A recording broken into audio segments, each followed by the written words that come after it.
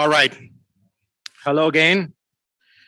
Please feel free to continue with your meals and help yourself to more drinks and dessert as we get underway. What a fantastic selection of desserts. I enjoyed myself. So, boy, what a year it has been. A couple of years, really, as we took shelter and adapted to a mostly remote version of our lives. Then this year, we have slowly opened up to more and more in-person experiences, classes being held back on campus, student organizations meeting and hosting speakers here, and recently even traveling to conferences and competitions in some cases. In the past 2 days, we have held our annual research showcase here at the Hub, and we had fantastic attendance. So thank you, students and faculty and alumni. We hosted a meeting of our external advisory board here in town. Some of the members are here. We are proud of the way that we adapted so quickly to online versions of our usual activities, but we are also very happy to go back to seeing our friends and talking face to face. This is immeasurable how much pleasure it gives me to be in the table and talking to people. So just wanted to let you know, be sure to watch out for the next issue of the Connection newsletter coming later this summer, where we will highlight many of the important undertakings and accomplishments of our students, faculty, and staff. One of the many things that has changed in the past 2 years is the addition of some new members to our community. Now appearing in the halls of Hassler Building are, and then the drum roll starts, Dr. Barbara Arnold, Professor of Practice in Mining Engineering. Barb is here. Doctors Nelson Zadeh, Yashar Mehmani, Anne Menefi, and Rene Obringer, all Assistant Professors of Energy and Mineral Engineering. Any of them are here. We had pretty much a complete turnover of staff. Grace Choi is our new financial assistant. Erica Cooper, our administrative coordinator. Susanna Esther Duker, the new administrative support assistant in my office. Abby Gramley, our new industry recruiting coordinator. Laura Mikulak, the new graduate program coordinator. Courtney Robinson, our marketing and communication specialist. And Molly Hanna and Samantha Sook, our academic advisors. So we are all extremely glad and frankly very relieved that you're all aboard, because for a brief time we were operating with the skeleton staff. So thank you, everyone. Okay, so as I mentioned earlier, this afternoon at 3 p.m., we are holding the 2022 Albert Shoemaker Lecture given by Dr. George Luxbacher. George is here. Deputy Associate Director for Mining, National Institute of Occupational Safety and Health. Everyone, please join us down the hall in the Freeman Auditorium. It's not literally down the hall to the left, following the luncheon to hear George's talk on mining safety and health research for a rapidly changing society and changing industry. The Shoemaker Lectures are intended to bring today's outstanding leaders of the energy and mineral resources industries to the Penn State campus to discuss with students and faculty the issues of critical importance to their field. We are proud now to include Dr. Luxbacher in our line of distinguished speakers, and Dr. Luxbacher happens to be an EME alum, a mining alum so very, very glad to have you here, George. I would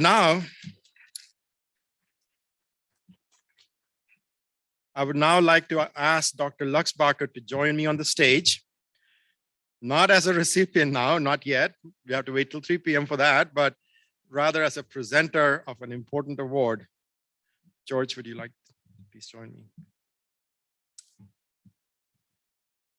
This year, our own Dr. Raja Ramani, former department head, professor emeritus, was selected to receive the 2022 Presidential Citation from AIME, the American Institute of Mining, Metallurgical, and Petroleum Engineers.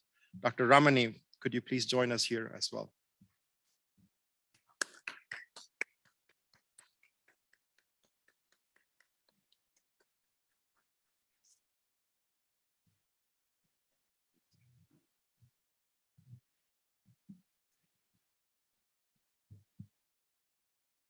Dr. Ramani was unable to attend the SME annual conference to receive this award this year.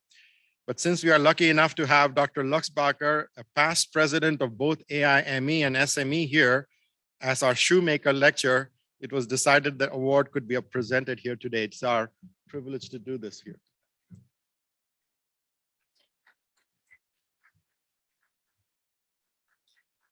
So I'd just like to make a few comments before I pass this award on to Raj. I've known Dr. Ramani. He joined the department as an assistant professor in 1970, and I transferred into mining in 1970. So I've been here, and I was privileged to be here, finished my BS, left for a few years, came back and did my master's and my doctorate. And Dr. Ramani was on both of my committees and has served as my mentor for years and years. Actually, the fact that I'm a past president of the Society for Mining, Metallurgy, and Exploration and a past president of AIME, the parent organization, speaks to the fact that Dr. Ramani gave me guidance early in my career on the importance of professional societies and the need to give back to our profession. And as the president of AIME for 2021, 2022, it was my privilege to decide on presidential citations. And obviously, Dr. Ramani came to mind.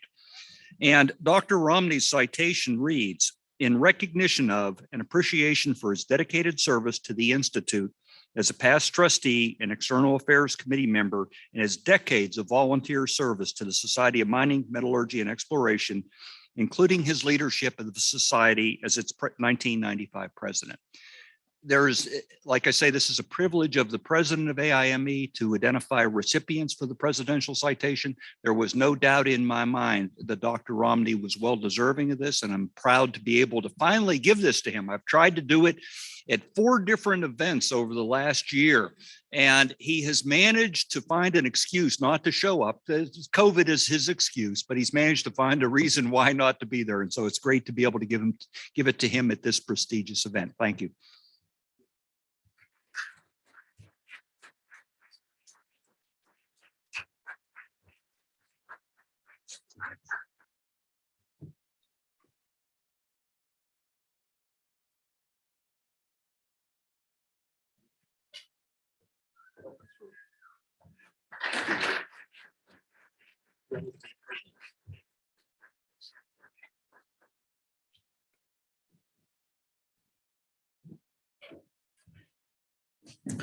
Thank you, George, and congratulations, Dr. Ramani.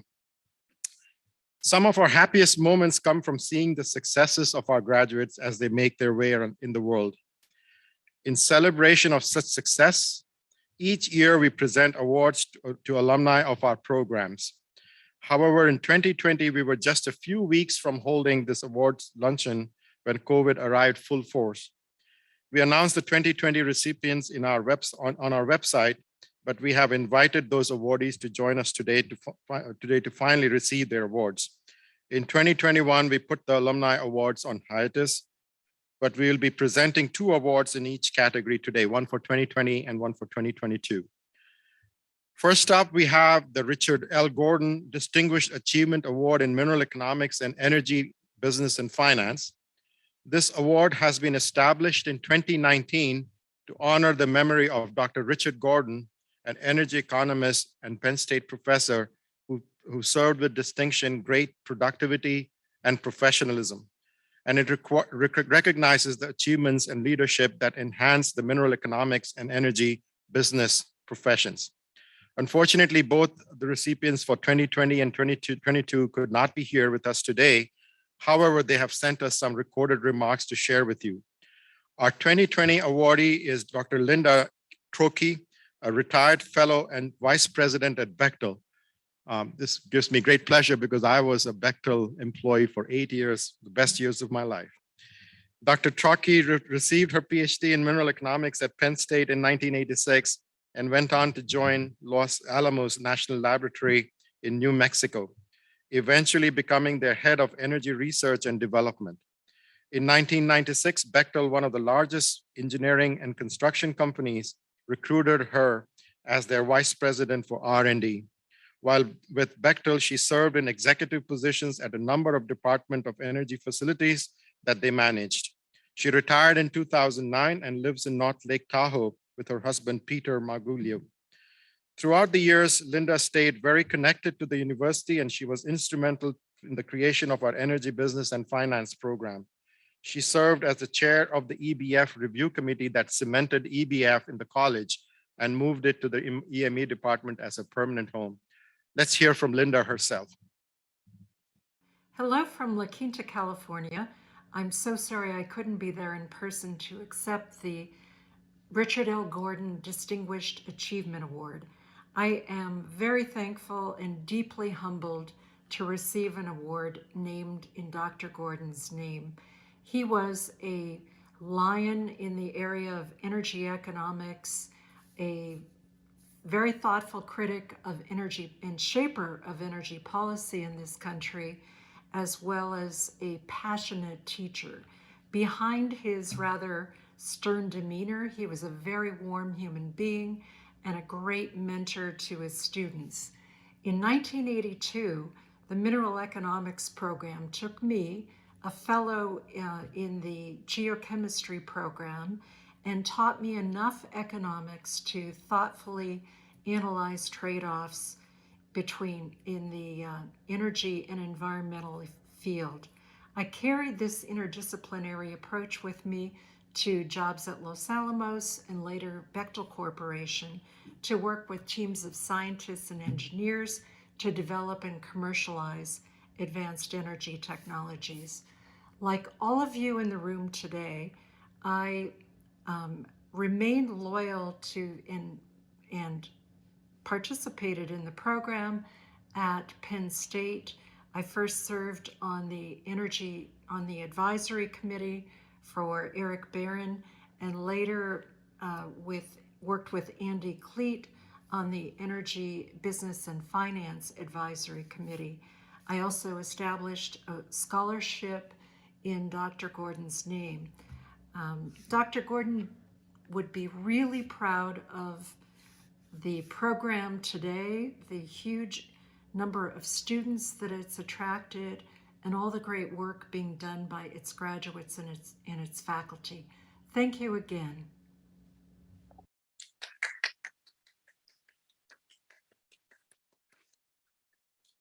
We send our congratulations to Dr. Trocki. Our 2022 recipient of the Richard L. Gordon Distinguished Achievement Award in Mineral Economics and Energy Business and Finance is Mrs. Shelley Corman Frisby, Vice President of Business Development with Boardwalk Pipeline Partners. Shelley earned her BS in Mineral Economics at Penn State in 1985, and she has 37 years of experience in business development, commercial operations, and regulatory affairs for natural gas transmission assets. During her career, she has been involved in tremendous changes in the natural gas industry, including the restructuring and unbundling of pipelines, changes in environmental permitting and stakeholder engagement, and changing flow patterns from new natural gas shale development, the rise of gas-fired power generation, and LNG exports. Shelley credits her mineral economics education and especially her time with Dr. Schenk and Dr. Gordon as giving her the analytical framework to respond and lead through these changes. Let's hear from Shelley. Thank you for the honor of being named the recipient of the Richard Gordon Achievement Award in Mineral Economics. It's hard to put into a few words how important my mineral economics experience has been in my career and in my life on a broader scale. I came to Penn State at 17, a wide-eyed student who loved both sciences and social sciences. Like many, I found my home in mineral economics through a random search of the Blue Book, wanting to make sure that I put those hard-earned freshman calculus and physics credits to work, but searching for my place to fit in. What a stroke of good fortune to land in mineral economics and study with legends such as Dr. Bogley, Dr. Schenk, and of course, Richard Gordon. Being in their classrooms was more like being an apprentice than a student. Later, in my professional career, I had the opportunity to work with Dr. Gordon when he served as an economic witness in a regulatory proceeding for my company. Mineral economics coursework taught me critical thinking skills that have served me throughout my 37-year career in the midstream energy industry. I learned how to digest the details of complex technical projects and boil them down into an economic model. I learned how to chart a path for complex financial, regulatory, and legal issues. I grew to understand that all resource use is a balance between societal needs and the health and safety and environmental impacts associated with utilization of those resources. I recently found a paper that I wrote on the policy implications of acid rain. The buzzwords for the environmental issues have changed, but the approach to analysis is not. In a nutshell, it boils down to the recurring theme: there are always trade-offs. In that sense, my mineral economics education was more than just a professional success. I came to Penn State thinking that every question had a simple right or wrong answer. Mineral economics taught me to analyze and balance decisions and trade-offs. It's a rare and precious skill in modern life, both professionally and personally. Thank you for this honor.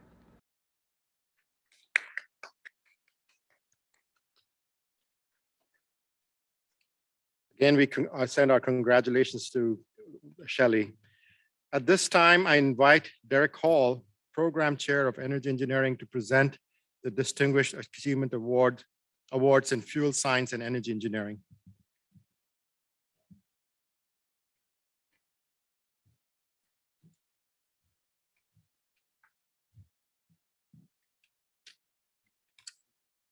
Hello, everyone.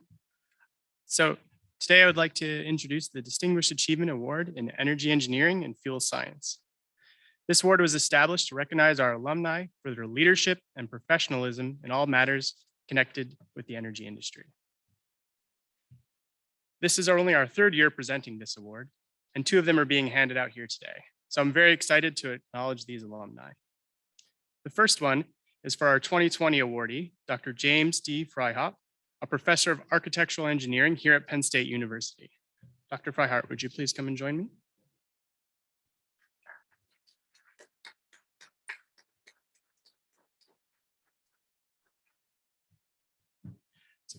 Dr. Freihaut received his PhD in fuel science at Penn State in 1980. He went on to work for 22 years at the United Technologies Research Center, where his research and management activities included low emission coal, natural gas, jet fuel combustion, photocatalytic oxidation of indoor air quality control systems, manufacturing site remediation technologies, and high performance building system design. Later, Dr. Freihaut came to Penn State as a professor in 2002, and he currently serves as the director of the Department of Energy's Mid-Atlantic Combined Heat and Power Technical Assistance Partnership. He's been recently named the technology director of the Penn State University research effort at the Philadelphia Navy Yard. We are honored to present this 2020 Distinguished Achievement Award in Energy and Mineral and Fuel Science to Dr. Freihaut. Thank you very much. Actually, this recognition is really just the realization of a gift that the Fuel Science Department gave me 45, 50 years ago. I'd like to say those lessons to you by a couple quick stories. It'll be quick. One was my first comprehensive qualification exam, second schedule of it. The first one I had to call in and tell my advisor, Frank Biastola, my daughter is being born, so it's unlikely I'm going to show up for the comprehensive day. To which he says, you know how hard it is to get these 5 guys in a room at the same time? It's like the Pauli exclusion principle.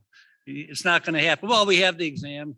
No one's real happy that it had to be rescheduled. And they're pinning me to the wall. Robert Essenhigh, Phil Walker, Howard Palmer. And I was trying to answer the questions. They were both technically and as well as sort of philosophical. And then they started arguing among themselves. And they took up most of the time debating among themselves, which saved me. But at the end, I learned something very important from that. One is these guys are really passionate about what they do, and they're very good at it. So one of the things was you're not asking a precise research question. So I learned those 2 things: be precise, be passionate. Later on, Frank comes into my office, and I'm doing the experimental part of my thesis. He dumps a bunch of capacitors and resistors and 6502 microprocessor chips on my desk. Says, I think this is all you need for your experiment. I'm sitting there looking at this pile. I'm not a double E guy. I'm going, I don't think I can do this. So I called my wife and my daughter who had been born and said, I'm not sure I can do this.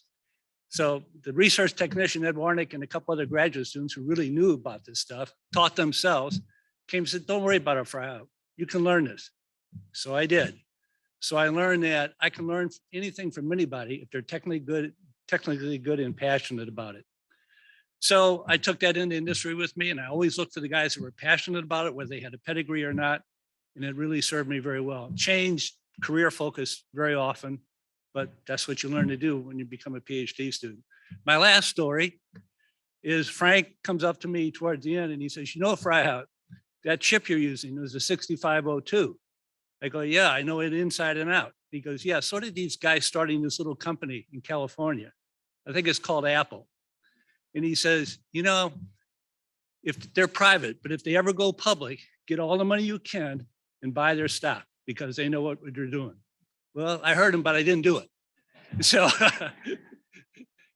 so I wish I could be here and saying I did do it because I could give back to Penn State a lot more concretely in thanks for what they've given me. Thank you very much.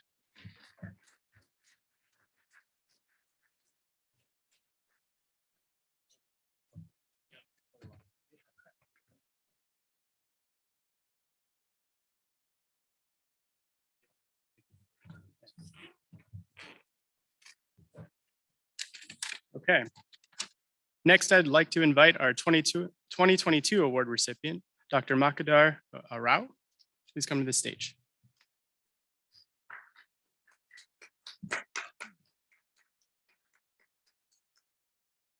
So Dr. Rao recently retired after more than 36 years in industrial R&D for major chemical and semiconductor materials companies. He has held senior positions in R&D management at Air Products, Inc., Versum Materials, and EMD Electronics.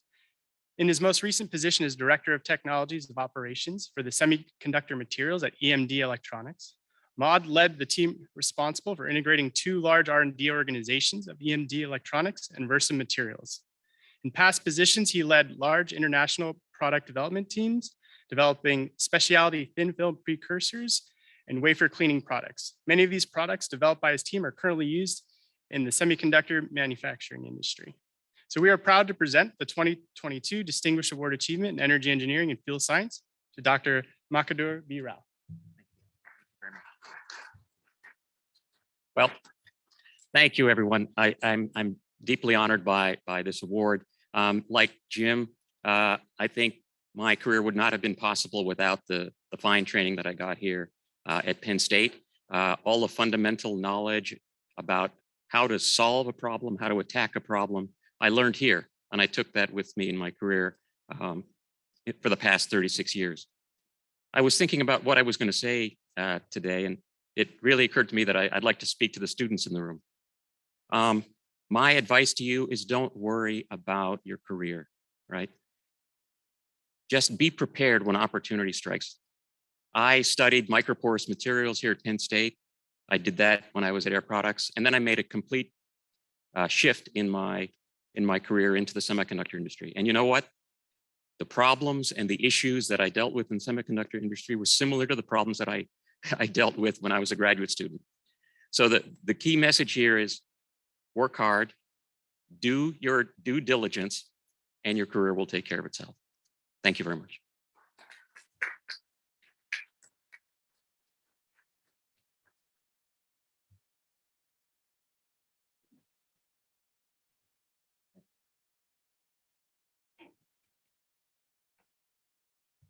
Very much.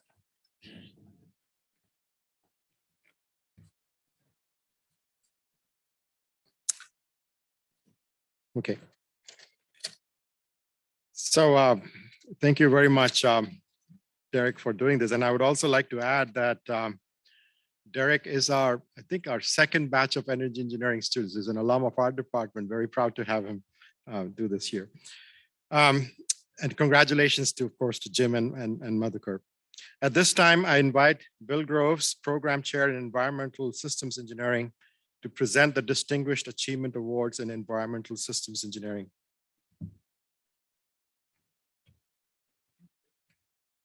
Thank you.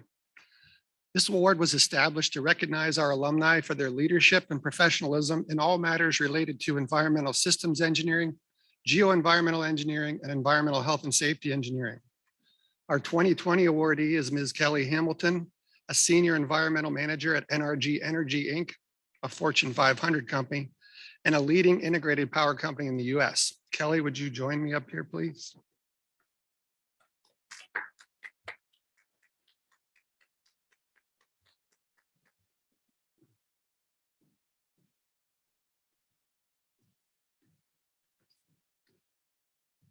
Kelly graduated from Penn State with a BS in geoenvironmental engineering and has 23 years of diversified industry experience, during which her responsibilities have included multimedia permitting, project management, risk management, auditing, site remediation, and supporting internal initiatives. At NRG, Kelly supports the development, rollout, and ongoing maintenance of the Environmental Management Information System and Incident Management System, and implementation of NRG's Environmental Key Performance Indicator program. In addition to her professional responsibilities, Kelly serves on the EME External Advisory Board and has been the chair of the Environmental Systems Engineering Industrial and Professional Advisory Council since 2016. She and the IPAC were actively involved in the ENSV program's preparation for and conduct of the most recent successful ABET review. She was also recently named as one of the college's 125th anniversary fellows. Kelly is truly a great friend of the program, and we are honored to present her with the 2020 Distinguished Achievement Award in Environmental Systems Engineering and Geoenvironmental Engineering.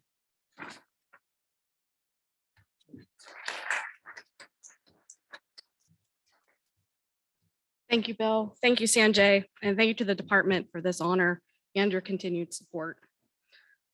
As I thought about, all the people that affected my life that I wanted to talk about today, a lot about my husband, my two boys, my family, current and past bosses and coworkers, friends. But there's one person, sorry, that stands out that I really wanted to focus on. That's Dr. Mark Klima. Not because he was a leading champion in starting the major, not because he was a great professor, a good friend, or even because he's the one who called me 11 years ago and asked me to join the IPAC, because he was my first mentor, whether he knew it or not. He was my advisor, my thesis advisor, and the faculty advisor for student council, which he convinced me to join when I was a student to help plan, stuff envelopes, and set up the first EMEX. By Mark just being Mark, he taught me to own what is mine to own, always give more than what is expected of you. Don't be afraid to ask questions, and the importance and the rewards of giving back. Students, I promise I'll be brief. I once sat where you sit, but know that you sit in this room because you have the abilities to use your engineering minds to find the things that will affect all of our futures. But you cannot do it alone. Make good, wise choices on your mentors and your champions. Own what is yours. Give back when you can. Give more than what is expected, and make sure you ask the hard questions. Good luck, and thank you again for this honor.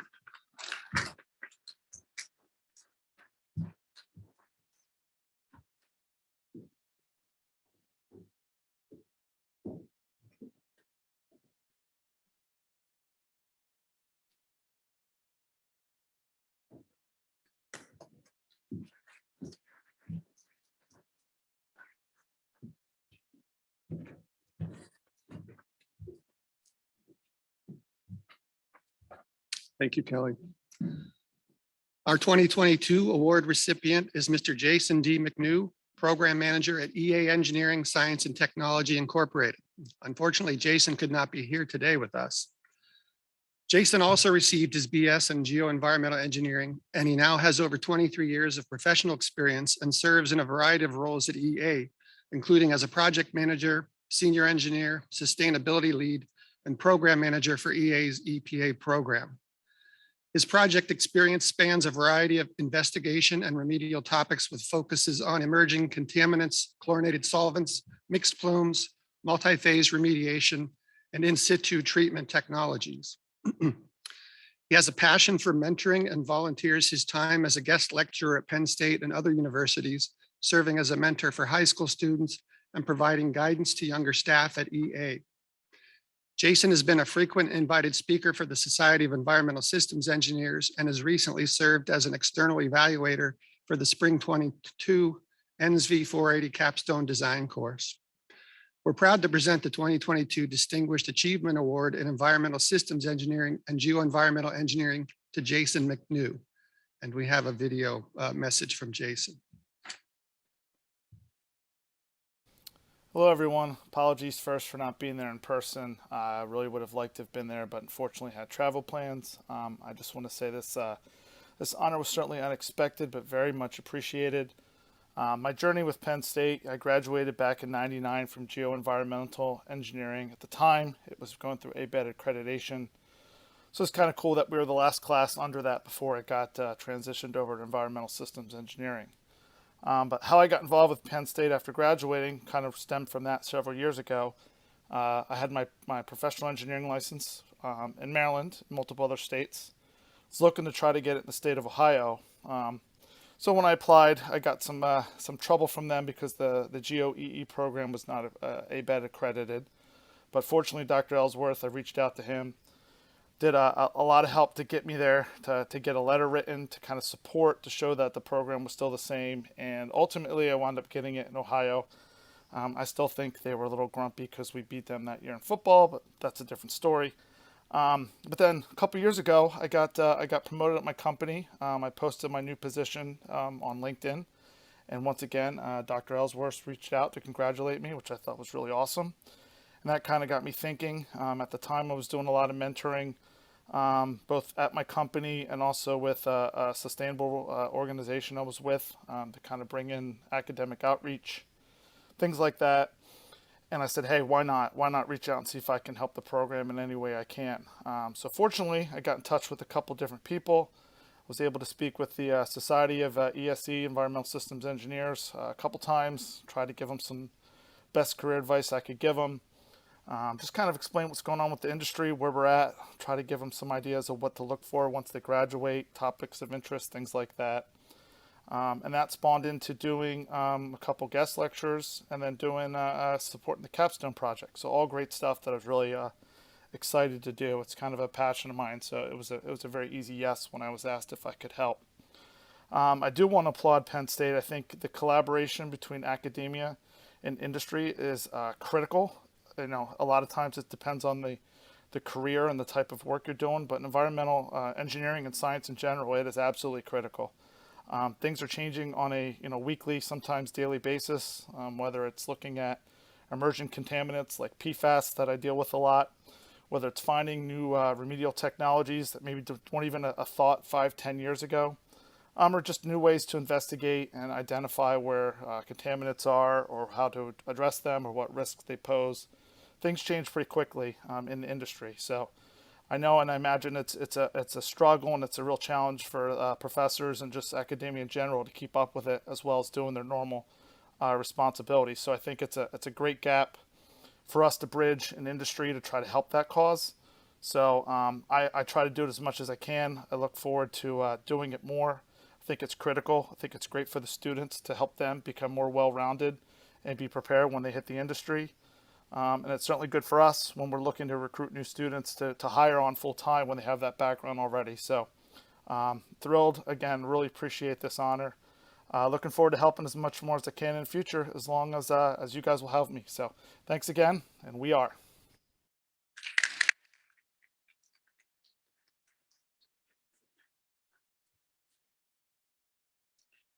Thank you, Bill, and congratulations, Kelly and Jason. At this time, I invite Brandy Robinson, lead faculty member in Energy Sustainability Policy, to present a brand new award this year, the Distinguished Achievement Award in Energy and Sustainability Policy and Renewable Energy and Sustainability Systems.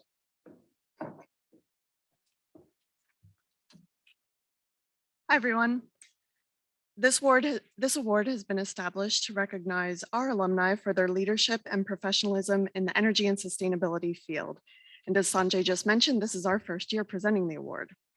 The inaugural recipient of our Distinguished Achievement Award in Energy and Sustainability Policy and Renewable Energy and Sustainability Systems is Mr. Mark Moore, who is a project manager at TRC Companies. Sorry, Mark, would you please join me?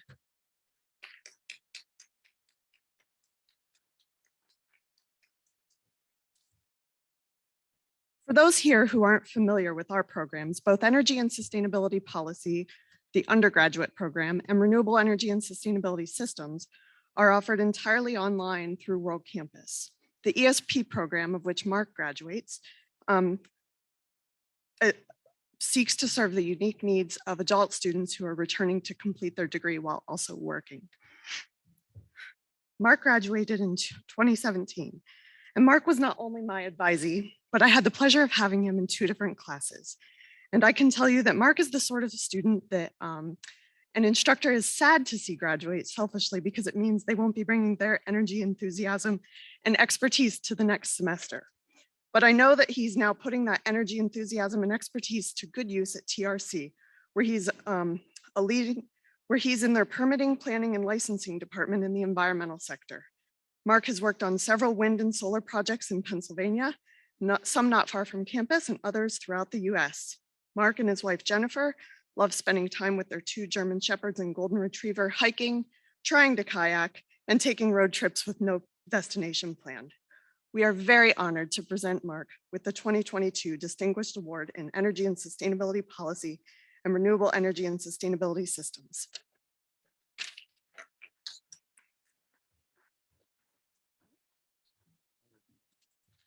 Needless to say, this is very humbling, and I cannot thank the department and everyone here enough.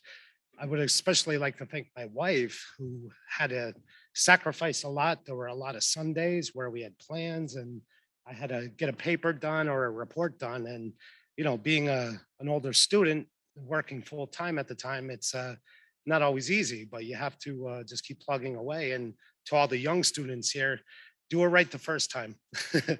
just keep working, keep your nose to the grindstone, and everything will fall into place. I didn't think I could go back to school and do it, but with the support of my wonderful wife, my mom, my mother-in-law, and the help of Haley Sankey, Brandy Robinson, they provided so much support in this ESP program. I think is a great program, especially for someone like me who very interested in climate, renewable energy. And I wasn't sure in what direction or where to go or what field, what area I would fit in.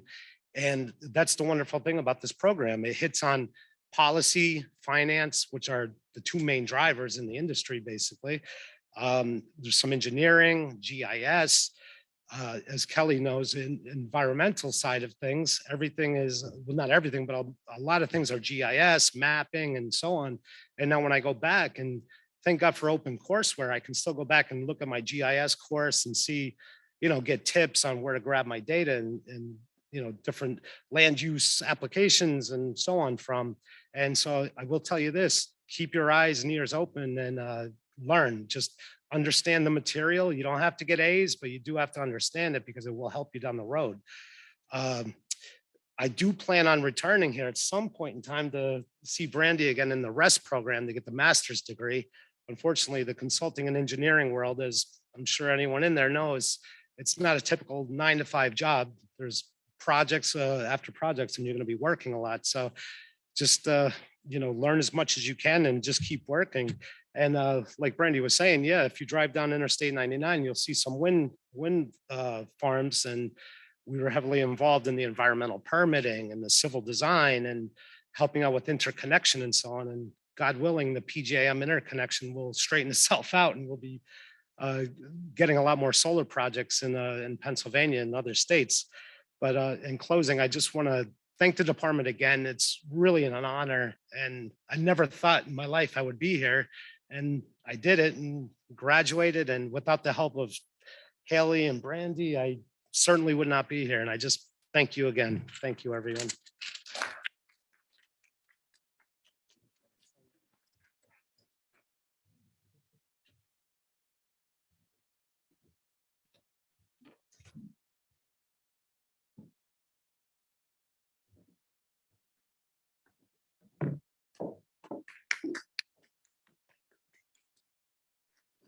Thank you, Brandy, and congratulations, Mark. At this time, I invite Shekhar Bhattacharya, Program Chair in Mining Engineering, to present the Robert Stefanko Distinguished Achievement Awards in Mineral Engineering, Mining and Mineral Engineering.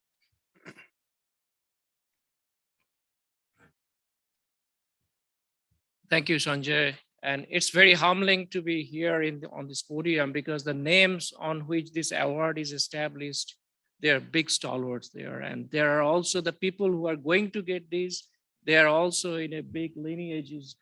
This Penn State Mining Engineering is 132 years old now.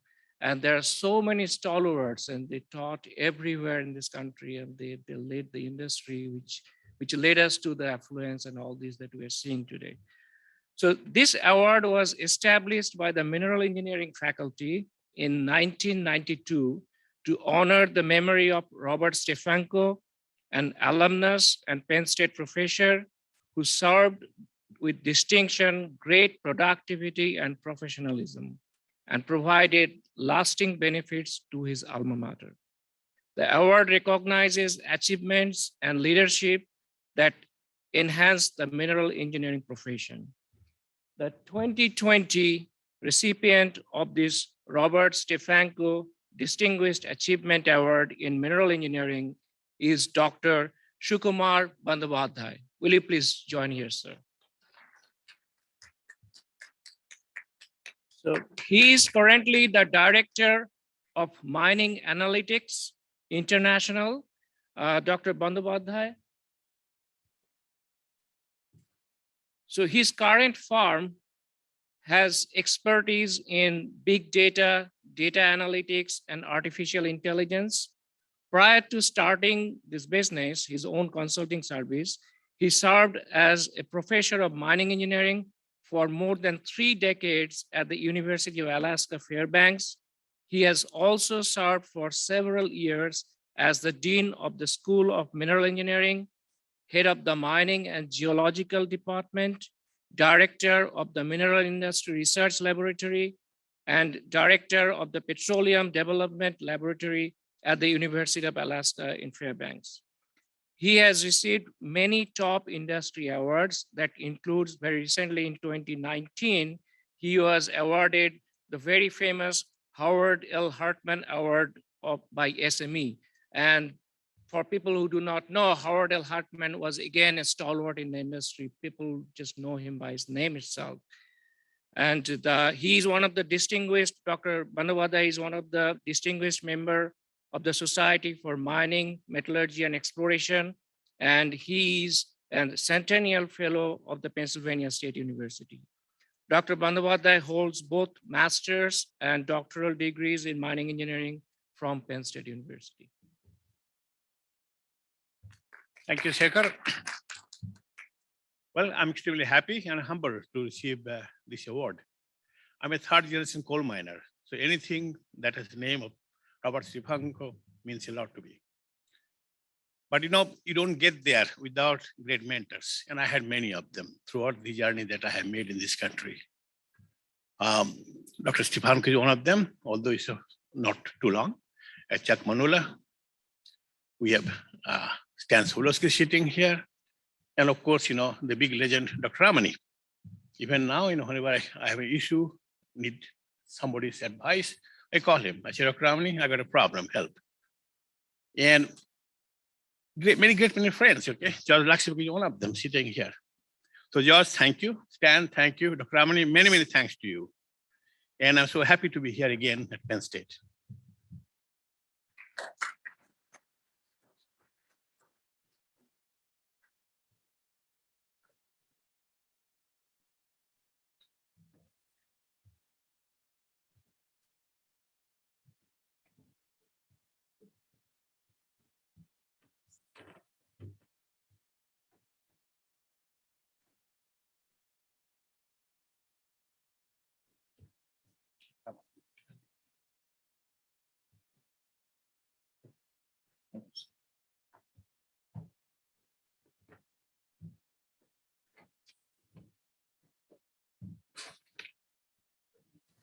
So now I'll call Mr. Ed Zeglen. Will you please come and join us here? And Mr. Zeglen is currently the Chief Mine Engineer at GMS Mine Repair and Maintenance, where he has been working in various capacities since November 2016, including he was a project management in the mine coordinator, shift foreman, mine examiner, and now he's the chief mining engineer. So people who also are not very familiar with the mining industry, these are all very important stepping stones and they're key roles. Without somebody doing that very religiously over time, people can even die. So kudos to him. And so prior to joining GMS, he had retired as the chief engineer with the Alpha Natural Resources in Pennsylvania. And Ed has over 42 years of experience in the coal mining industry. And he's a registered professional engineer of Pennsylvania. And he currently holds mine foreman certification in Pennsylvania and Utah. And he was a past president of the Pennsylvania PCMIA, that's the Pittsburgh Coal Mining Institute of Americas. And then he had solved mine ventilation problems, just name it a state. He was in West Virginia, Kentucky, Alabama, Virginia, Utah, Colorado. And then he also went to Australia in New South Wales. He helped them solving many of the mine ventilation problems. So Ed is very, very passionate about mine rescue. And he has been active in mine rescue for 33 years. And he's currently the coach and the mentor for the student mine rescue team here in Pennsylvania, in Penn State. And in 2019, he was one of the instruments behind holding it very successfully here, and which was a very big celebration. And he has truly, he and his work and another lady, she's not here, Susan Bilko, they together actually set up the team. They first started the team here and they were able to start the mine rescue contest anywhere in the eastern part of the United States. And that has been going on very successfully for some time now. The past 2 years have been very hard on the club. And so they are not in the right shape. And we are kind of in a nebulous stage again, but we always hope that with his help, we'll come back and we'll be back to glory again. So Ed, will you please say a few words now? Okay, thank you. I'm truly honored to be here today. This was not expected at all. And a real quick plug on mine rescue. Joellison's back there, and we're open with the mine rescue team on campus here for anybody that's in any of the facets of the mineral and engineering division. So anybody's welcome to join us. Could talk with Joellison, or they've got my number. You can do that. Real quick on my history. I was considered a U.S. Steel baby. Back in the day, U.S. Steel had co-op programs where you went to college 6 months and you went to work for 6 months in one of the mines. It took 5 years to graduate, but I was able to schedule some off classes at Penn State Freihaut, which allowed me to work steady midnight shift in the mine. I got an extra half-year experience. When I graduated, I already had 2.5 years in. So don't be afraid to work. Don't be afraid to sleep on the couch. I did it many times at Penn State Freihaut because I had to get there at 9 a.m. and go back at 9 o'clock at night back to the mine. So that's for all the students. If you're welcome to talk with us about joining, men and ladies both. Some of the best collegiate captains we had were ladies, and they were kicking our butt from University of Kentucky a couple years. I'm glad she graduated. But anyway, a little bit about me. Both my grandfathers were coal miners. My godfather was a coal miner. I was actually born at Penn State. My dad was a senior here in business administration, and I knew I had to come back here. And we were on the trimesters where you had 4 10-week semesters. When I graduated, the next semester, they went back to semesters. My dad graduated here in 61. They went from semesters to trimesters. So just an odd occurrence that he was on one end and I was on the other end of the spectrum. But other than that, one other thing I'd like to joke about Penn State. Yeah, I do have an engineering degree from here. I specialized, even though I did all the different aspects, in mine ventilation. I was always intrigued by it, and Dr. Ramani played an important part of that, along with other professors that are here. But I took in liking into ventilation and dealing with methane problems due to Dr. Ramani. And in closing, real quick, my claim to fame here at Penn State University, to probably maybe nobody in here has. I walked Mount Nittany at -4 months old. My mom and dad had an apartment at the base of Mount Nittany, and she was a secretary helping put my dad through school. So in the summertime for exercise, she'd walk part way up and down. So I was walking Mount Nittany at -4 months. I knew it had to be alive. Thank you.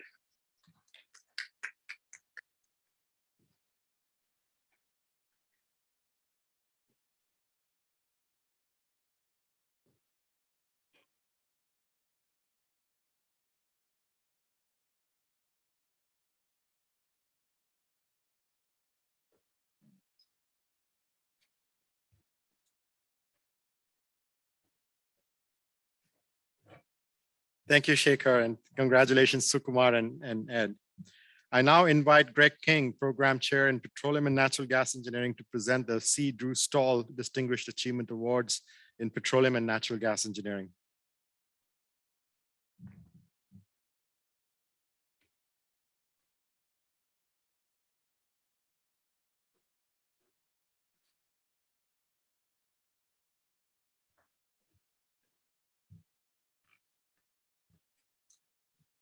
Hi, everyone. This award, the C. Drew Stall Award, was established by the Petroleum and Natural Gas Engineering faculty in 1997 to honor the 50-year career of C. Drew Stall, an alumnus and legendary professor and mentor who inspired generations of students. The award recognizes natural gas engineering leaders for their pursuit of excellence and for achievements which advance their profession. And before I introduce the first recipient, I'm going to go off script here for a second. But as I was sitting out there in the audience, I realized that the two recipients this afternoon, award recipients, and I were all classmates back in 1979. And one of our professors back there was, back then, was Dr. Stall. So very unique set of circumstances, and I'm sure he's looking at us all now, smiling. So the 2020 recipient of the C. Drew Stall Distinguished Achievement Award in Petroleum and Natural Gas Engineering is John M. Benesch, retired technical advisor for ExxonMobil. Mr. Benesch, would you please join me?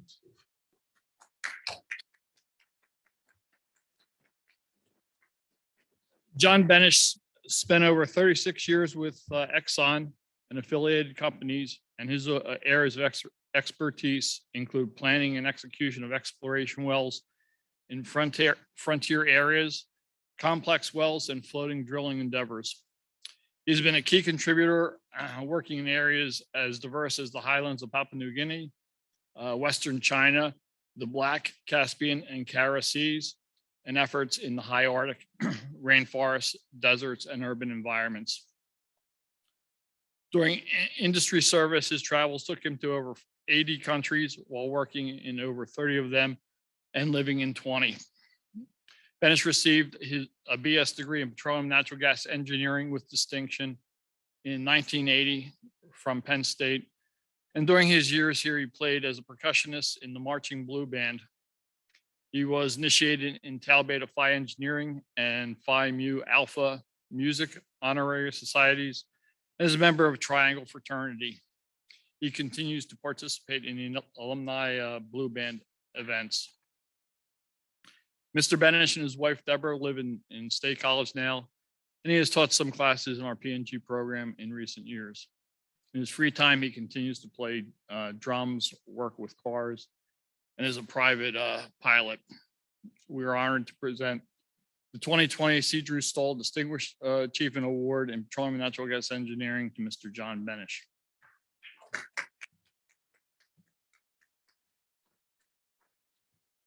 Thank you. Yeah, I'm very humbled, like all the recipients today, and honored to receive this recognition to join this elite group. I need to express my thanks to those of the Earth and Mineral Science Colleges, the Energy and Minerals Engineering, PNGE, Petroleum and Natural Gas Department, staff and leaders of those organizations, Lee Kump, Dr. Sanjay, Drs. King and Wong, who I've taught some classes with, and any of the students that I've had in class. Also, thanks to my parents. My mother really would have loved this. She passed some time ago. My dad, he's 91 and going strong. My lovely wife, Deborah, and my son, Aaron, over there. And Aaron starts his service in the Air Force here in the coming month. I want to express my thanks to all those people and go a little bit back to how it all started. It's been a good journey for me. In 1976, I came down here from upstate New York. That's where I was born and raised. But my goal at that time was different. I wanted to be a rock star, and I wanted to travel the world. But my parents would not fund that. You know, I have two brothers. My older brother's a ceramic engineer. My younger one's a mechanical engineer from other institutions. But I wanted to be a rock star and travel the world. My parents basically, come down here, you try out for the band. There's your music thing. Get into PNGE, get into petroleum engineering, you have a chance to travel the world. Maybe you can bring that all together into what you want to do. And I did come, and I met at that time with Dr. Stahl and Carl Sherman. And when I told them what I wanted to do, they kind of giggled. Well, you want to be a rock star? If you're going to be a star, that's up to you. We can help you with the rocks. We can help you with geology. We can help you with oil and gas, and even better, fluid flow and porous media. So I did make the blue band, and a standing joke I've had with Dr. Ertekin for years is I was in the blue band, but I didn't twirl a baton. I didn't carry a flag. I didn't even play an instrument. I was a drummer. But the good thing about it was the department was always very supportive of that. When I'd come through the hallways, they'd want to hear about the band, and they supported any of us that were in it, very encouraging. I need to reflect on Dr. Stahl. He was a joy to study under, but he was not a one-ball juggler. He was truly a Renaissance man with strength in many areas. Academics, of course, humanities, sports, travel, music were some. And he was unique in a way, and he wanted us to learn beyond engineering principles. He would introduce humanities things in the middle of his classes. He'd go into quotes from classic literature or a play. A couple of examples. One of them, The Wreck of the Hesperus, Henry Wadsworth Longfellow, 1842 poem. Wreck of the Hesperus was about a prideful captain and taking his daughter on a ship, thinking he could sail through a storm, and he got wrecked, and it cost both of them their lives. The lesson Dr. Stahl for us had: don't be the wreck of the Hesperus with your life. Don't be proud and arrogant. You can take on storms, but go into them with the right attitude. Example 2 was Old Man in the Sea. Many of us read that in school or at some point. Ernest Hemingway, 1951. What was the takeaway he wanted from that for us? Go for the big fish. Have big goals. Go push to your own boundaries. But at the same time, don't be discouraged by others that throw water on your dreams, and don't let your goal get eaten by the sharks. So, he gave us life lessons, not just pure engineering. About his impacts, well, when you look at his impacts, his shadow, his footprint or legacy, however you want to refer to it, you look at this group of awardees of this award here from Dr. Stahl. There's over 20 people there. There's a handful of them that I either studied with, lived with, or worked with. A handful of them. Steve Hinchman, Tim Magner, Dave Minnemeyer would be 3 of them. Just the handful of individuals I know personally, there's an impact on at least 50 countries around the world where they've taken Dr. Stahl's teachings and what they've learned. Huge projects, the Tengiz oil field in Kazakhstan, North gas field in Qatar, biggest gas field in the world. Probably the biggest single industrial project in the history of mankind. Jansz Gorgon, Australia. And now, as of this week, 11 billion barrels of discoveries in Guyana and South America. So Dr. Stahl has had people, channeling or paying it forward through 6 continents, high Arctic deserts and jungles. And, basically the sun does not set on his legacy, his footprint, and as a role model for us. What's that mean for the bigger picture? Well, for me, what I just shared was a pocket version of Dr. Stahl's influence. But consider the wider pool of petroleum and natural gas engineers, energy and mineral engineering people, the EMS college in general, the greater PSU, faculty, students, and alumni. It's just a staggering, extensive and ongoing impact this university and its people have had upon the world. So in summary, yeah, I've had 2 years to prepare this, and I'm sorry I don't have a 100-slide PowerPoint, but this is what I got. You know, it's truly a humbling privilege to be associated with the global footprint of Dr. Stahl and pay forward his contributions in my life. And thank you to all involved in helping me receive this award, be part of this distinguished group. It's one of our favorite famous coaches used to say here, if we succeed, it's only as a team. Thank you for your support and helping me be part of this team. Thank you.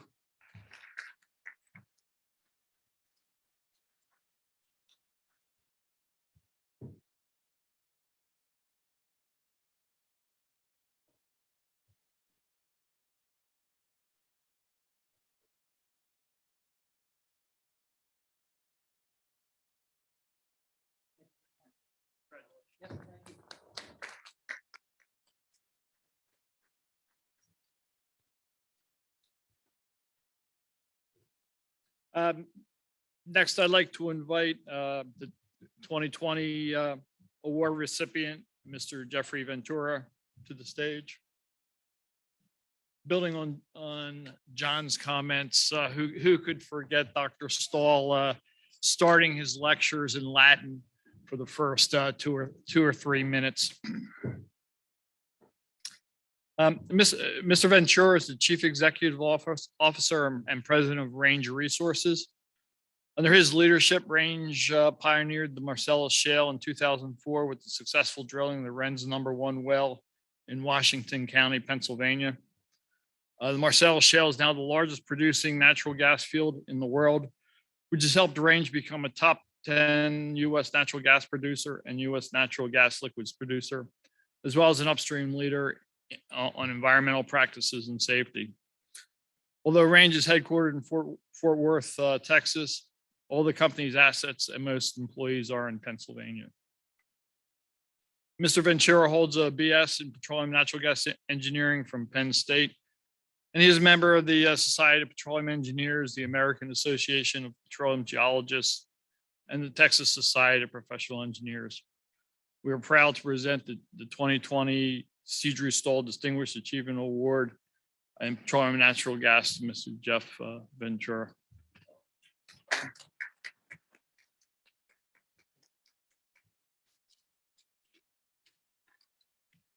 Yeah, I'd like to begin with thanks.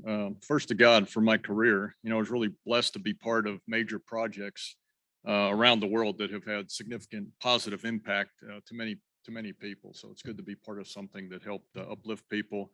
And I really got to travel to a lot of interesting, awesome places all over the world and meet a lot of really interesting and great people. So grateful for that. And thanks to the Petroleum and Natural Gas Engineering Department for the award. You know, I really appreciate it. And yeah, I was blessed to have Dr. Stahl as a teacher. And even before he became a teacher, I remember coming up to Penn State as a freshman in 1975 in the fall. Really wasn't sure what I wanted to do. I was thinking of engineering, geology, business, you know, wasn't sure, kind of meandered around my freshman year. Fortunately, I followed an engineering curriculum, but Dr. Stahl is the one that really talked me into coming into petroleum engineering. And just like the stories that you heard, he was really a fantastic teacher. Not just with the materials and great lessons, but a phenomenal sense of humor too. Whenever the class was drifting off, it was a funny story or a great lesson.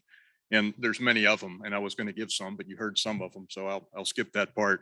But and then looking at the list of people, I'm humbled to be included with the past recipients of the award, not just Dr. Stahl, but people like Carl Sherman that was also mentioned. Carl was a teacher of mine at the time, and another professor that did a great job teaching, but Carl, great sense of humor again. He was hilarious. And I remember he taught an introductory course in petroleum and natural gas engineering. He was so good and so interesting. A lot of people would just take it as an elective. So he ended up being a great spokesman for the industry. and Dr. Ertekin, who was at the table, and I was a great teacher, and I was in the first class that he taught, a petroleum modeling course. So fantastic to have Dr. Ertekin as a teacher and here today. So it's really great teachers like these three gentlemen that taught me, along with the education that I received at Penn State, to help set me onto my career in the industry. So I've been in the industry for 43 years now, and I've worked on exploration and development projects all over the United States, in West Africa, North Africa, many countries in South America, Southeast Asia. And at the end of that, to me, it's kind of interesting. The biggest, largest, most impactful discovery was the Marcellus Shale right here in Pennsylvania. So in 2003 or 2004, we completed the first commercial vertical well. 2007, the first commercial horizontal well. And when you count the production, it actually, I believe, is past the North Field. It's, I think, the largest producing field in the world at this point. And it's propelled the U.S. to become by far and away the largest natural gas producer in the world. And of course, it's an important part for the country and for many different aspects. But looking back on that, having worked all over the world, I'm glad that the largest thing I ever worked on was in Pennsylvania, and that first commercial wells were really not far from where I grew up in Southwest Pennsylvania. And I'm thankful to be part of the team that pioneered the project. So, but again, thanks for the award. I really appreciate it.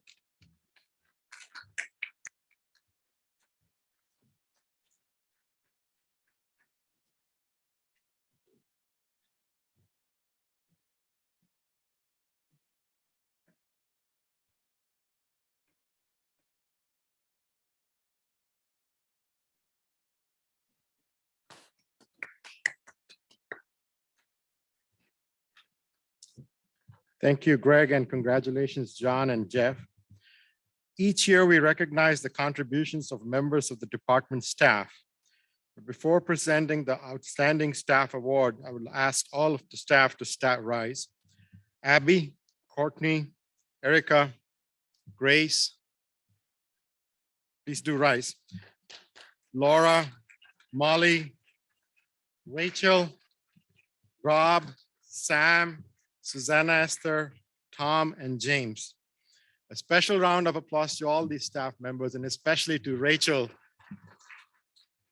for putting all this together. These folks work tirelessly to keep the department running smoothly, and they deserve a warm round of applause. Rachel, especially, the last 4 days, it's a record. I've been receiving emails 3:15 a.m. And I'm just wondering, when does she sleep? And she's here at 7. So we'd now like to celebrate the exemplary performance of duties by our department staff member by presenting the EME Outstanding Staff Award. This year's award winner is Mr. James Miller, who unfortunately could not be with us today. James joined EME in 2018 as a research technologist and laboratory coordinator, and has worked with many of our faculty and students in the teaching labs in Hostler Building. James has a laid-back, welcoming nature that makes him very approachable and easy to work with.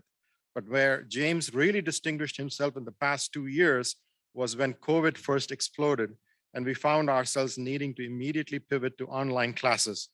Lab work is by nature not easy to convert to a remote experience, but James created hour upon hour of video examples of our lab experiences so that our students could at least walk through lab experiments visually, even if it was James' hands they saw in action instead of their own. The work that James did to convert most of our lab classes into remote lessons allowed our students to continue with their required coursework on schedule in their degree programs. We all owe him a debt of gratitude. Congratulations, James, and thank you very much.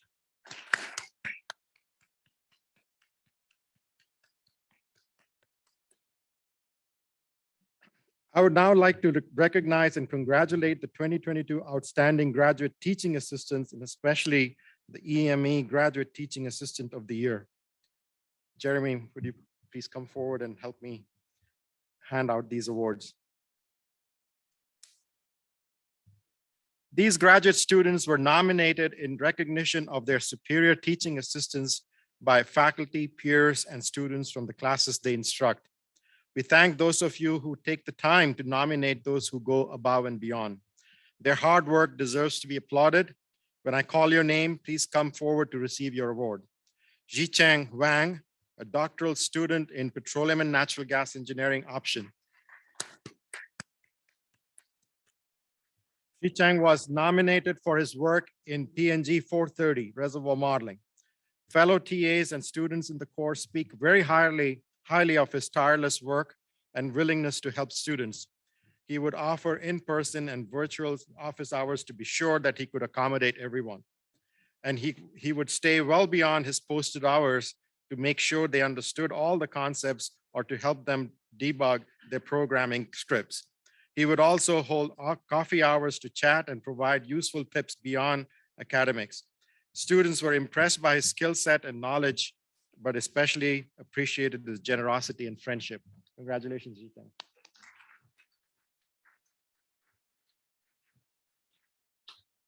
Mpila Nkiawete, a doctoral student in the fuel science option, was nominated for his work in Fuel Science 431, Chemistry of Biofuels and Fossil Fuels. Mpila was commended for his dedication to excellence. He would do his best to completely master the course material so that he could provide the best review sessions for the students.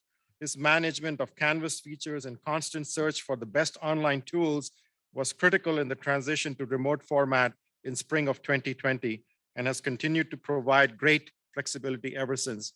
Mpila is knowledgeable and wants to help others do their best, which was appreciated by many students. Congratulations, Mpila.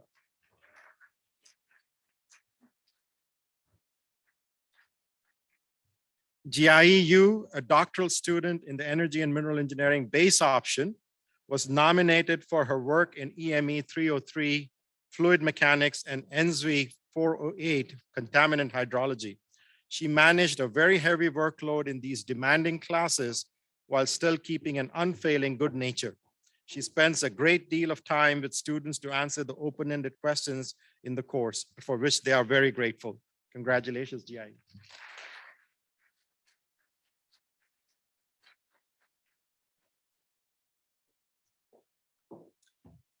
And finally, this year's EME Graduate Teaching Assistant of the Year Award is being presented to Shubhadeep Banik, a doctoral student in the EME base option, for his work in EGEE 411W,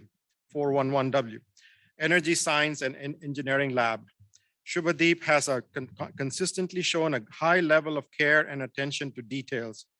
This is an intense class with multiple sections and many students and intense writing, but Shubhadeep is a consummate professional who is dependable and consistently there for students despite the stresses on his time. He's also helpful in assisting other TAs when they are placed in an unfamiliar situation. Shubhadeep not here? Okay. For his excellence and commitment to helping others, we are proud to name Shubhadeep Banik as our TA of the year. Unfortunately, Shubhadeep could not be here with us today, so make sure to congratulate him the next time you see him. Congratulations to all our outstanding TAs. A round of applause.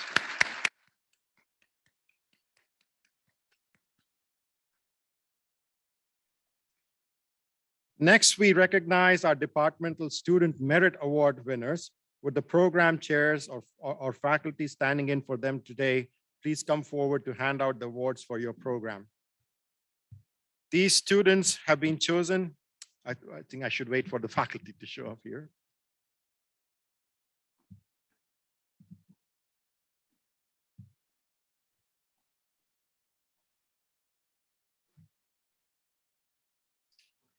These students have been chosen by their program faculty members as our most talented and dedicated students based on their academic performance, industry engagement, or leadership qualities. As I call your names, please come forward. Chosen by the faculty in Energy, Business, and Finance, the Junior Undergraduate Merit Award winner is Patrick B. Rother. The Senior, Patrick is here? Yes.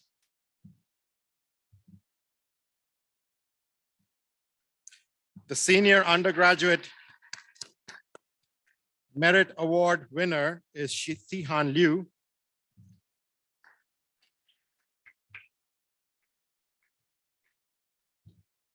And the Graduate Merit Award winner in the Energy Management and Policy option is Joseph M. Perla, who unfortunately could not be here today.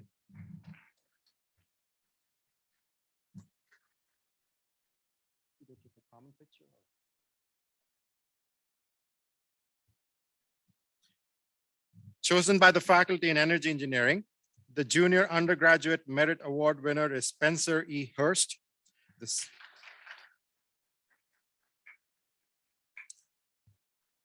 The Senior Undergraduate Merit Award winner is Paige Galota.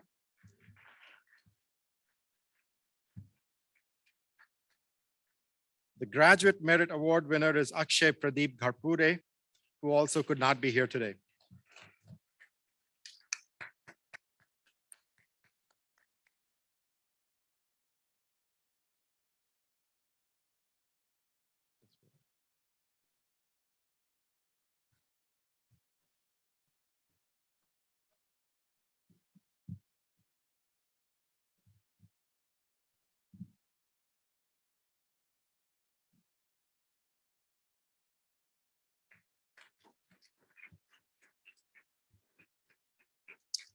Chosen by the faculty in Environmental Systems Engineering, the 3 undergraduate merit award winners are Meredith Pepka. Meredith is here. Claire A. Soder. And Camilla van Oost.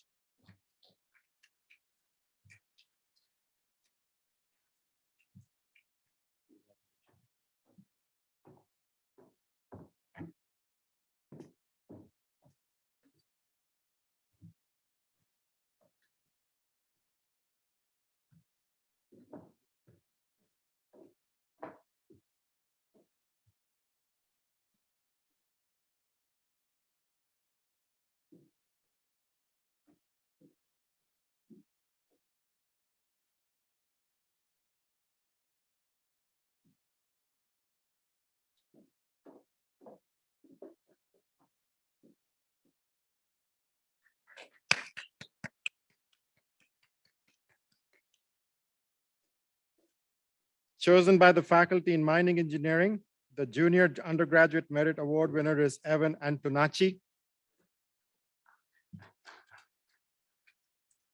The Senior Undergraduate Merit Award winner is Nicholas Eboras. And the Graduate Merit Award winner in the Mining and Mineral and Process Engineering option is Sikandar Azam.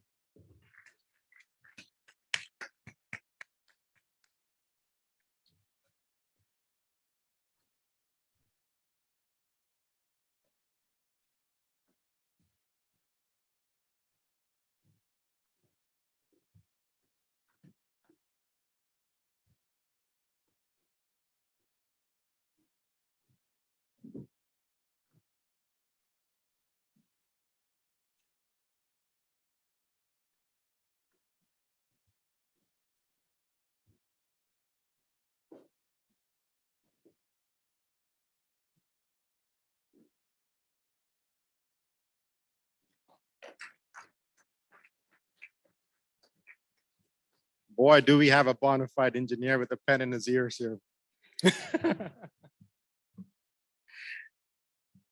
Chosen by the faculty in Petroleum and Natural Gas Engineering, the Junior Undergraduate Merit Award winner is Caleb A.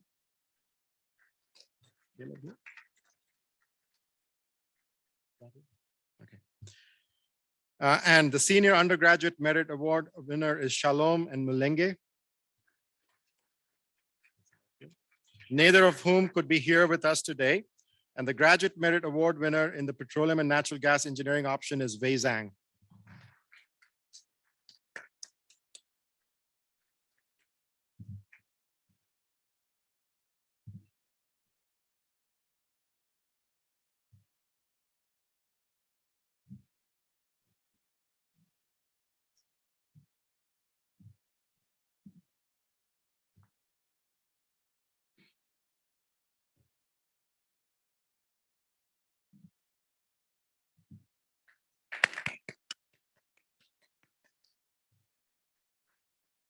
Chosen by the faculty in Energy and Sustainability Policy Program and the Renewable Energy and Sustainability Systems programs, The Junior Undergraduate Merit Award winner is Joseph R. Abuchakra, who could not be here today.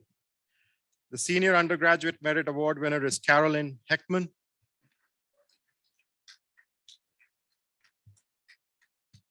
And the Graduate Merit Award winner in the REST program is Nicole Natalie.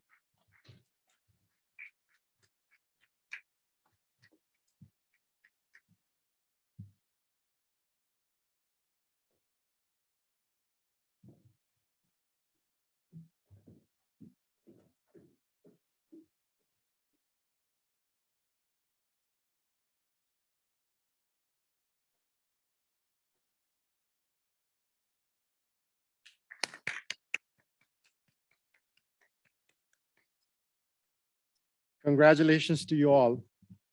Now the program chairs can stay with me as we announce a new award this year. We were inspired by the tremendous efforts that some of our students pour into their communities to create the EME Good Citizenship Award. These awards are presented to students who take an active role in their community, whether that is in their local area, within their academic program cohort, or through a professional society, club, advisory committee, or external organization. These students are investing in the success and welfare of others. Chosen by the Faculty in Energy, Business, and Finance, Emmanuel Aldebot.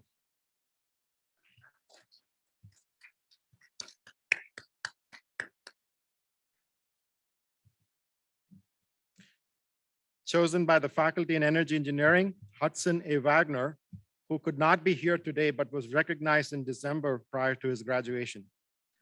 Chosen by the Faculty in Environmental Systems Engineering, Riley Connors.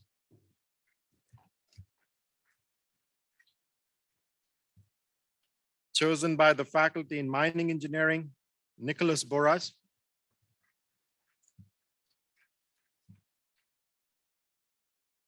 Chosen by the Faculty in Petroleum and Natural Gas Engineering, Mohammed E.S. Al-Noemi.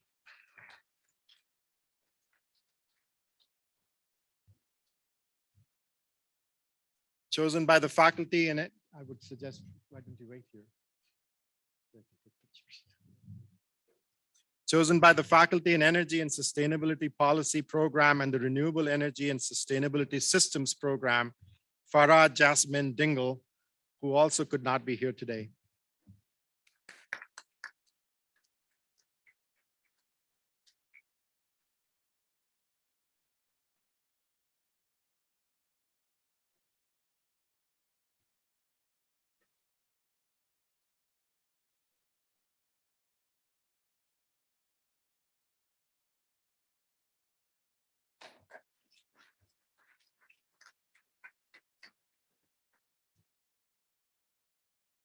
We have, at this time, I invite Shekhar Bhattacharya back to the stage to recognize the achievements of some additional mining engineering undergraduates.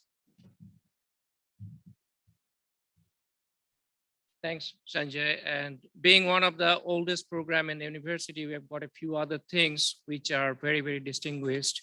The number one is the Old Timers Club Award. And this year's recipient is Daniel Buonanno. And I first invite Mr. Mike McClanahan, so who is the chair of the board in the McClanahan Corporation. So he'll first say a few words about this award, and then he will hand over the award to Dan.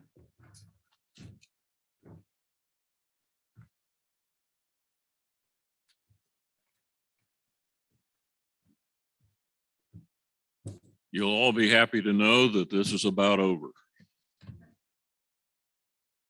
The Old Timers Club was established a number of years ago in 1938 to be exact, to honor graduates of various mining programs around the country. Penn State has been one of those schools that has a program that has been in service for a long, long time. Before I convey this award to Daniel, I'd like to give you a little history of our club. It's made up of old timers such as myself. I've been in the mining industry now for 66 years. My company is McClanahan Corporation in Hollidaysburg. We have 500 employees scattered around the country in various roles. But one of the things that we do, besides crushers for the coal industry, for which we are most noted, we provide comfortable cows for the Penn State dairy. Manure management is part of our business as well, part of our 100 different product lines. The Old Timers Club was part of the American Mining Congress convention. It was established there in 1938. 9 highly recognized mining executives of the coal industry were intent on improving techniques in the mining industry, safety among the focus. The Old Timers Club drafted bylaws and formally launched its club for the purpose that it still prevails with. Purpose of the club shall be to perpetuate friendships formed within the coal industry and to promote worthy activities directed toward the betterment of coal mining and safety. In 1946, the club was incorporated in the state of West Virginia and listed the principal objectives and purposes to the advancement of engineering knowledge in coal mining. The science of coal is very, very important to the lives of those who are involved with it on a daily basis. You might be interested to know that the coal industry's safety record is by far one of the best in all of industries. In fact, it's more dangerous sometimes to be in a grocery store than it is to be underground or in the surface of a coal mine. Membership was originally limited to 25 members and later increased over the years to now 43 active members and 52 retired senior members. From 1949 to the present, the Old Timers Club has awarded 770 awards to outstanding engineering students at 21 colleges and universities. At present, the award is made annually at 12 schools across the nation with coal-oriented curriculums. There have been 72 recipients of this Old Timers Award now at Penn State University. Daniel, you will join a list of very good, accomplished individuals. Staniel Sobolewski, doctor, has been one of the recipients in the past and is so honored by our club. And he still maintains an active part in the club and its organization, as you can see by his attendance here. There are several others who have since retired from the coal industry who have been captains of that industry as well. This year's recipient, as you already know, is Daniel Bonanno. He is being recognized by the club with the Watchman's Award. His faculty members have said Dan is a dedicated and engaged student who is an active member of our student mining society and currently serves as a president of the student chapter of the International Society of Explosive Engineers. Don't get too close to him. He might have trouble getting through airport security. Daniel?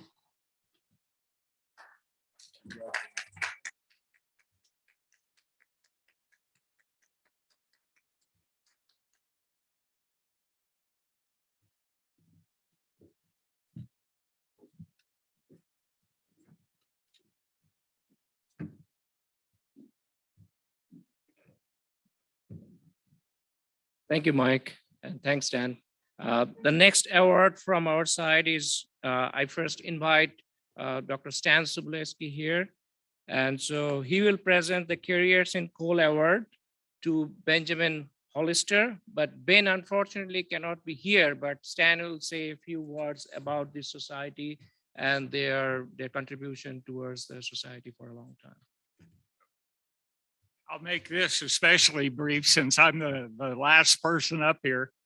And the Careers in Coal Award is given by a group that called it's the Sea Coal Lamplighters Award. And sea coal, similar to the old timers, but people don't have to be very old to be in it. So we are basically are a group of mine managers in the coal industry. And membership is by election and open to managers in the coal industry and in industries that serve the coal industry. Lamplighter Award is the first Careers in Coal was formed in 1963. The Lamplighter Award is only given to outstanding graduates graduating to an outstanding graduating senior at basically what used to be the four main coal schools. And that's Penn State, of course, and Virginia Tech, West Virginia, and Kentucky. And the winners selected by the faculty and preferences given to those who are interested in entering the coal industry. Although, as many of you know, it's been a tough few years for the coal industry. The award consists of a flame safety lamp and a check for $500. And this year's award again is Benjamin Hollister, who of course is not here. So Ben's remarks will be very short. And I have taken a look at Ben's resume, and obviously he's an excellent student. And one thing that struck me was that Ben spent his first 6 years as a farm laborer. And he may be the first recipient of this award that went into the mining industry to have an easier job. So, but anyway, hopefully Ben is already, will soon get his award and even better get his check. And just wanted you to know that, our club, the Sea Coal Club, is still actively awarded and awarding the Lamplighter Award to to outstanding students at those four schools. So, thank you.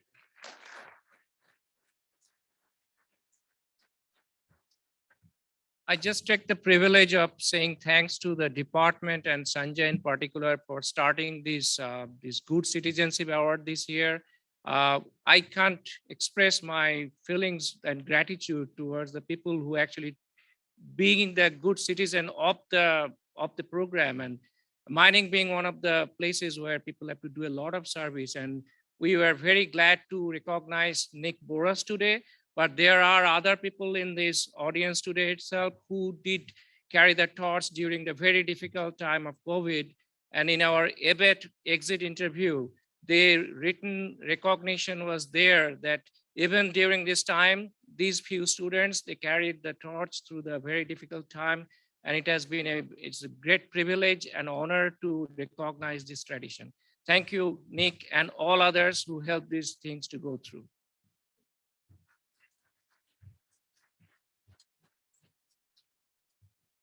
Okay, Rachel, somebody walked away with my last sheet, but I guess the last sheet simply said that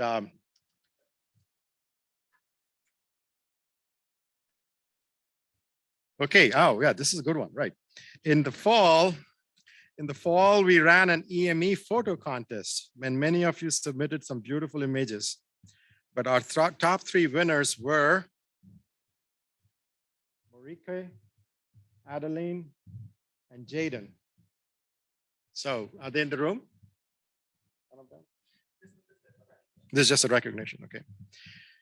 So as you can see that we do have, and yesterday during our day before yesterday during the research showcase, students were showing some beautiful slides, and I think quite a few people remarked these are excellent art material. So congratulations to our students for picking up on the art also. So we also had a people's choice vote among all the submissions, and the photo Old is Gold taken by Hind Al-Guwanem won with the most votes. Do we have the picture? Yeah, in the corner here. Let's give our prize-winning photographers a hand.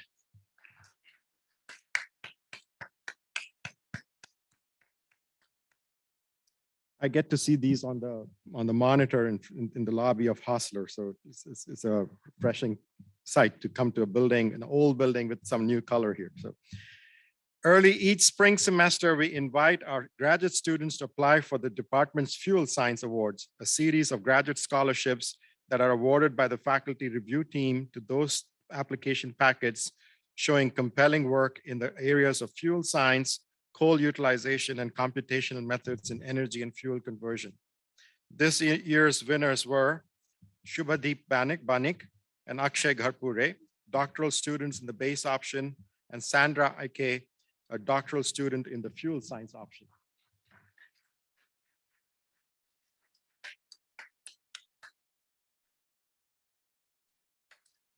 Congratulations to them on their exciting research. And just this past Wednesday at the EME Research Showcase that I was talking about, 19 students submitted entries to the poster exhibition and competition, where they were judged by members of our external advisory board on the quality of the content, appearance, and the oral presentation they gave about their poster. I'll just add this one comment. One of the judges confided, I thought it was going to be a breeze, 15 minutes and done. 3 hours later, I was just enjoying it so much, I decided that I had to do a full justice to it. So congratulations to the students. The top 3 award winners originally announced at the reception that evening were: first place to Michael Kearns for his poster on economic analysis of various gas compositions, CCS and EGR within depleted shale gas reservoirs. Michael was not there that day and he's not here today too. So we'll have to get the award to him. Second place to Yunus Shekarian for his poster on precipitation of cobalt manganese from low concentration solution using various ligands and chemical-free process, a case study of AMD. And third place to Akshay Gharpure for his poster on upcycling plastic waste into graphitic carbons. Please join me again in a round of applause for these talented students in our department. At this time, I would like to ask all students present who received a department scholarship or award this year to please stand for a few moments. We all know how much the cost of a college education has risen in recent years and what a challenge that can be to our students and parents and their families. Thanks to the generosity of our alumni and friends, we were able to distribute over $600,000 through the awarding of 185 student scholarships and awards this year. This is a remarkable number of students who received some amount of support, and yet it is a small percentage of our department student body. So if you are standing, please realize that your awards were earned through your diligent academic work and your willingness to serve as an engaged student leader. You were chosen specifically, and we are very proud of your efforts. Congratulations to all of you.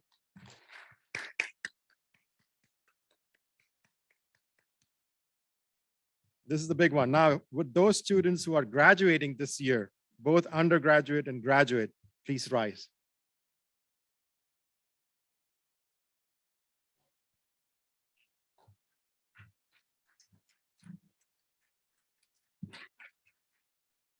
It has been a privilege for the department's faculty to play a role in your Penn State education.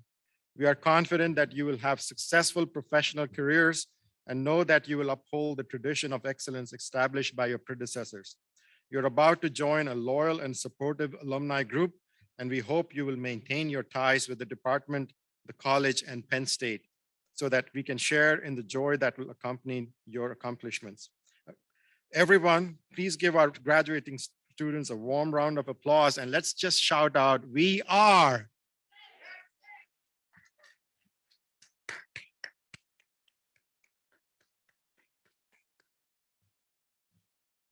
This time, I would like to invite all the faculty of the department or the college to stand. Important college also. The faculty work hard every day to balance the demands on their time, new innovative research, engaged and inspired teaching, and dedicated service to their disciplines. There aren't enough hours in their days, but their time spent with you is where they put the priority. I would like all of us, especially the students who are beneficiaries of their hard work, to join in expressing our appreciation to our faculty.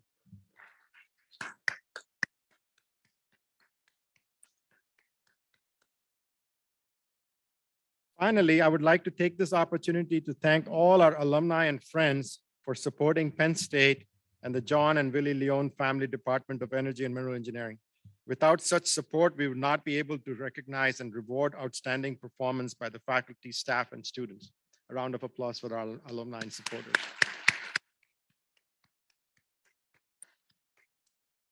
This concludes the 2022 awards luncheon.